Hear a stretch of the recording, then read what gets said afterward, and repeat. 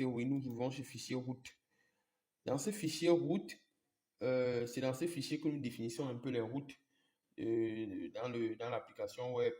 Les routes, comment les fonctionnalités doivent être utilisées ou exploitées.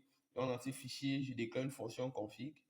Dans cette fonction config, j'essaie un peu ici d'ordonner mes routes parce que les routes doivent être ordonnées. Les fonctionnalités ne doivent pas, je vais dire, les fonctionnalités ne doivent pas être là et vagabonder n'importe comment. Donc, les fonctionnalités doivent être ordonnées. Celles qui doivent utiliser des idées, je les mentionne aussi. Celles qui doivent utiliser des idées plus les détails, je les mentionne aussi. C'est un peu une tâche ici assez qui nécessite assez de concentration parce que cette organisation va vous permettre que le site soit vraiment facile à prendre en main, que le site web soit vraiment facile à exploiter. Donc, c'est un peu une étape assez où il faut être assez concentré. Donc, ici, vous pouvez remarquer que j'ai déclaré j'ai ouvert plusieurs dossiers et j'appelle tous ces dossiers-là dans le programme principal. Donc, voici le nom de tous ces dossiers-là que j'ai appelés dans le programme principal. Vous pouvez voir pub, vous pouvez voir pub, modèle, pub, mot. Ce mot pub que vous voyez ici, je vais agrandir pour vous. Voilà. Ce mot pub que vous voyez ici, c'est pour dire public. Donc, nous disons là que ce dossier est public. Maintenant, MOOC, c'est pour dire module. Donc, le mot MOOC, c'est module.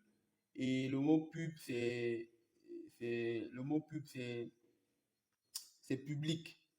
Donc, c'est un peu ce qui se passe. C'est un peu ce qui se passe à ce niveau.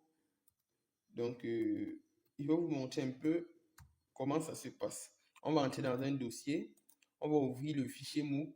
Et vous allez remarquer que, je vais agrandir pour vous, vous allez remarquer que dans chaque dossier, il y a ce fichier move.rs parce que l'installation de Rust est RS.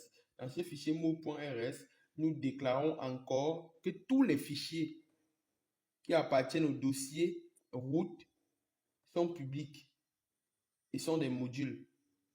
Donc, dans ce fichier, dans ce dossier route, nous avons un fichier move qui recense encore tous les fichiers et qui les déclare ici comme public. Donc, ça veut dire que quand on déclare un fichier comme public, on peut l'importer partout dans le code et l'utiliser encore dans d'autres parties.